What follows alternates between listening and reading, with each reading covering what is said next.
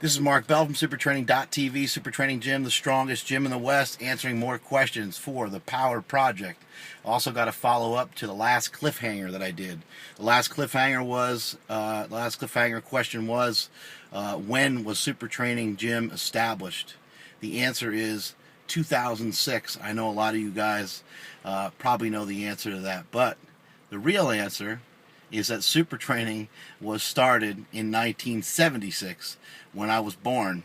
This has been a long journey, and each and every move that I've made over the years has led to this very moment of me running Super Training Gym and of meeting all the different individuals that I've met, and me being where I'm at in my lifting career and them being where they're at in their lifting career. There are no coincidences, I don't believe, and I think that everything has happened for a reason. And every time I ditched hanging out with friends and drinking and smoking pot and doing all that shit, it was more time that I spent in the gym being a meathead. It was more time that went into what would then become Super Training Gym in 2006. So we got more questions here for the Power Project. This one's from Chad Hartman. He says he have a hard time sitting into the pocket when he does his deadlift. He's 6'4". He wants to know if being tall is a disadvantage. Being tall is not a disadvantage in a lot of cases if you have long arms. But being tall can sometimes be a disadvantage in many ways in powerlifting. In the deadlift, though, Gary Heisey held the all-time deadlift record, I think, for nearly 15 years, maybe even longer than that, with around a 935 pull. I could be wrong on the actual number there, but Gary Heisey was supposedly about 6'8", so that's a very large individual. So being tall is not an excuse. We also have Taco Truck in our gym, who pulls about 650, 660. He's 6'6", I think. Let's see, also has small issue when going heavy. I tend to rock back once the weight is over my knees and drive with my legs and thrust my hips forward, almost like a hitch. Okay, so he's using his quads a lot at the top. Is this okay? Let's get red lighted. It could get red lighted because you could be ramping the weights up your legs, and that would be illegal, and also hitching would be illegal, and also having the weight go down at any point and discontinue its motion upward. Well, not discontinue its motion upward. If the weight sinks back down once you start your pull, then you'll get red lighted for that as well. So he's got a video here, and I'm going to turn this around. Hopefully you guys can see what's going on here. Let's check out his form. Let's check out his technique. Yikes.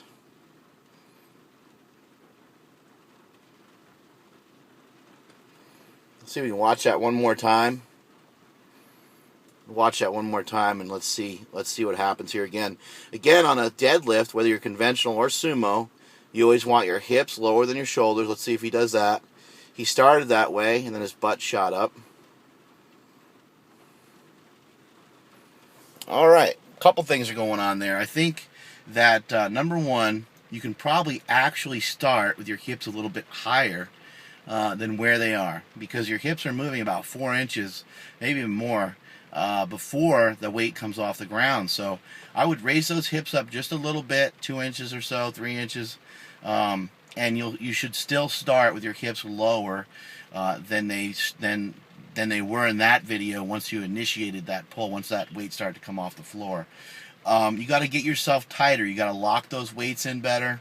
You got to use your ass. You need to work on your ass. You need to do a lot of Dimmel deadlifts. Let's see, you're using 635. Take about 185 pounds to 225 or so, and do 3 sets of about 25 to 30 reps of Dimmel deadlifts. If you know what they are, if you don't know what they are, try to look them up. But basically, it's just a top end deadlift. Bring the weight down to kind of the top of your shin, not mid shin, but about the top of your shin. And then you're going to really force the lockout real hard and explosively. You can also do this with a band on the bar. If you did it with a band, you'd want to use about 185 or so, maybe even only 135.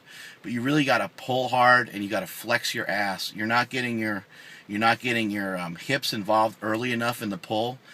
You're not getting your ass involved early enough in the pull. And as a result, you're having to kind of squat that thing up. Your stance also looks wide. I'm looking at it again. Your stance looks a little wide, so bring the stance in more. Point your toes out a little bit more. And your arms are bent. Look how bent your arm is. You see how your arm is bent here?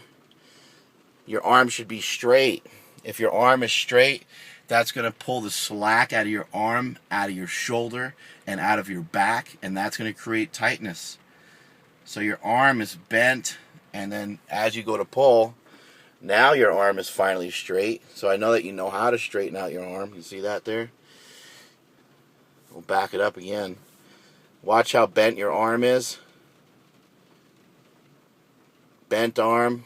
And then as soon as the weight comes off the floor, or is about to come off the floor, what do we have? A straight arm. So knucklehead,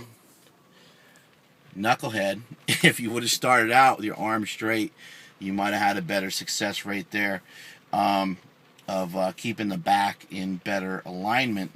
Let's see. Trying to watch the end of it here. Yeah, at the end here, all you have to really do is, looks like you just need to lean back. You know that song, Lean Back? You just need to kind of lean that weight back a little bit. And I don't think you even need to do that weird little hitcheroo move. Okay, going to leave you with the last cliffhanger question.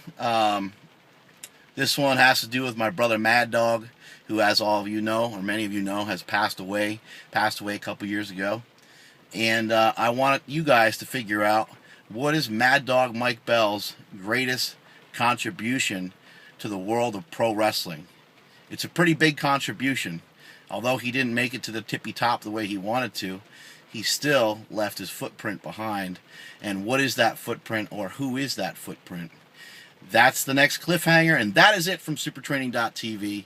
And hopefully that answers your question, whatever your name was. Sorry, I lost track of it. But work on those deadlifts, get them fixed up, and I'm out of here.